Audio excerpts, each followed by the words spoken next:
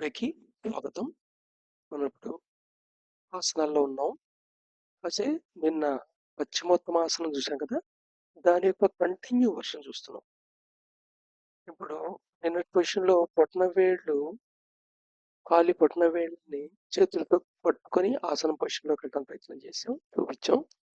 అలా అటైన్ అయిన తర్వాత అరికాళ్ళని పట్టుకోవాలి. సేమ్ ఆసనం చేస్తారన్నమాట. ఇది కంప్లీట్ పశ్చిమోత్తాసనం పొజిషన్‌లోకి వెళ్ళాడు. మొదటే రెండో దానికి వెళ్ళడానికి ప్రయత్నం చేయొద్దు. మొదట ఇచ్చేసి సఫిషియెంట్‌గా బాడీ పొజిషన్‌లోకి అటైన్ అయిన తర్వాత రెండో పొజిషన్‌లోకి వెళ్ళాలి. ఈ పొజిషన్‌లోకి అన్నమాట.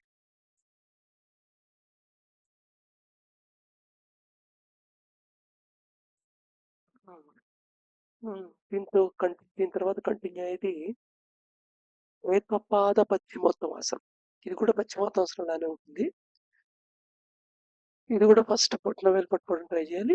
ఆ తర్వాత అరికాలు పట్టుకోవడం ట్రై చేయొచ్చు. జనరల్‌గా ఈ కేసులో తొందరగా అరికాలని వెనకాల చేర్చి క్లాస్ప్ చేయడం వచ్చేస్తుంది. నేను ఒక కాలునేమో పెరినియం దగ్గర పెడతాం. రెండో కాలుని సేమ్ పశ్చిమోత్తాసనం లాగా చేస్తాం. ఇలా రెండో కాలుతో కూడా చేయాలి. ముందు కుడి కాలుతో చేసి తర్వాత ఎడమ కాలుతో చేస్తారు.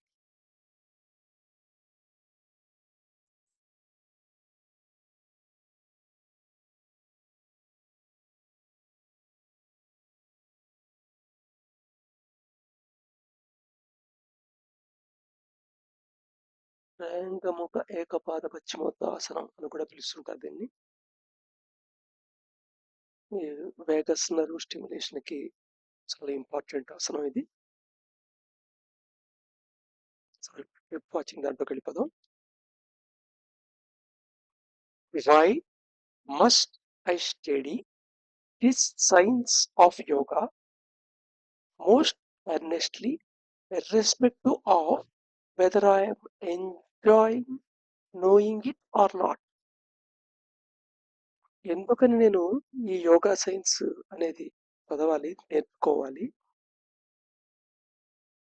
అయినా ఈ యోగా సైన్స్ లో ఎంజాయ్ లేకపోయినా సరే, ఇది తెలుసుకోవడం చిన్నగా ఒక కొత్త విషయం తెలుసుకోవడంలో ఒక ఎంజాయ్మెంట్ ఉంటుంది.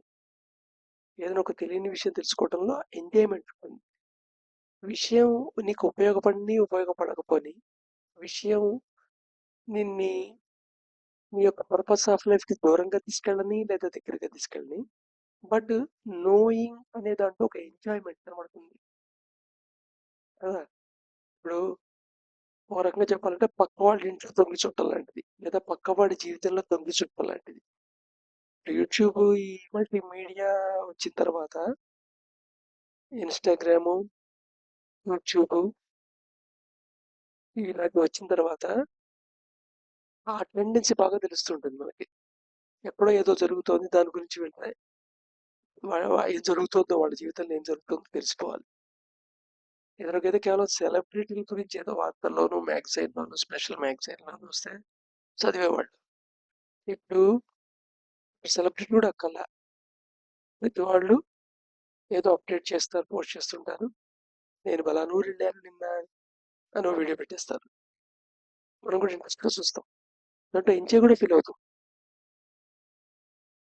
కానీ యాక్చువల్గా కొన్ని మన లోపల తీసుకునే ఇన్ఫర్మేషన్లు ఫుడ్ లాంటివి, మైండ్కి ఫుడ్ లాంటిది. బాడీకి ఫుడ్ ఎంత జాగ్రత్తగా తీసుకుంటావో, కోర్స్ ప్రజెంట్ పొజిషన్లో బాడీ ఫుడ్ తీసుకోవడం కూడా ఇష్టం, ఆ ఇష్టం మీద ఆధారపడుతుంది. ఇది చాలా క్లియర్గా అబ్జర్వ్ అవుతుంది. అయితే ఇష్టం అయిష్టం కాదు, నువ్వు లోపలికి ఫుడ్ పంపిస్తున్నావు అంటే శరీరానికి ఏం కావాలి, దాని బిల్డింగ్ బ్లాక్ పంపిస్తున్నావు అనమాట. ఇటుకలతో ఇల్లు కట్టాలనుకున్నప్పుడు మంచి ఇటుకలు సేకరించి పంపిస్తావా, లేదా ఇష్టం వచ్చినట్టు కాలిని ఇటుకలు, మెత్తగా ఉండే ఇటుకలు, ఒకే క్రమంగా షేప్లో లేని ఇటుకలు, మెకానికల్ స్ట్రెంత్ లేని ఇటుకలు, వాటర్ అబ్జార్బింగ్ కెపాసిటీ లేని ఇటుకలు, ఇలాగా ఇంటికి ఉపయోగపడిన ఇటుకలన్నిటితో కూడా ఇల్లు కట్టేస్తావా? సో నువ్వు ఏ మెటీరియల్ నువ్వు సమకూర్చుకుంటున్నావో ఏ తయారు చేయడానికి, దాని మీద ఆ తయారు చేసే స్ట్రక్చర్ ఆధారపడుతుంది. అలాగే ఫుడ్ ఏం తీసుకుంటున్నావు, ఎలా తీసుకుంటున్నావు అనే రెండింటి మీద నీ బాడీ ఆధారపడుతుంది.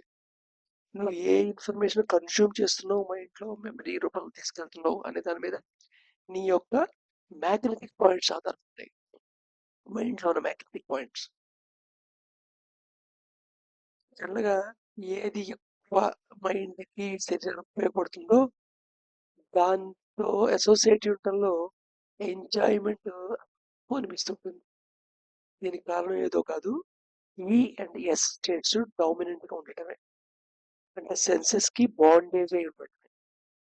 ఇష్టం అయిష్టం అనేదే ప్రధానం కింద లోపల డీల్ చేయటమే నీ థాట్ ప్రాసెస్, నీ యాక్షన్.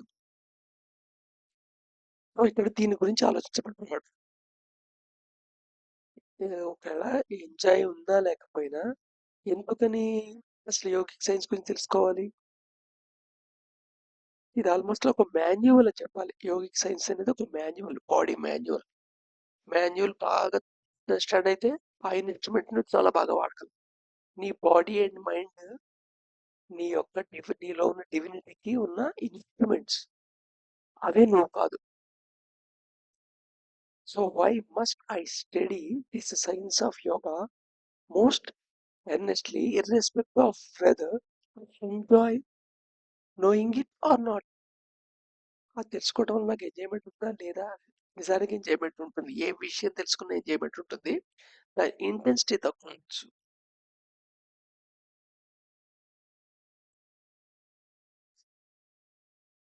గమ్మత్తు తెలుసు, ఇష్టమైన విషయం, ఇష్టం లేని విషయం, ఈ రెండిట్లో తెలుసుకోవటంలోనే ఎంజాయ్మెంట్ ఇంటెన్సిటీ సేమ్ ఉంటుంది.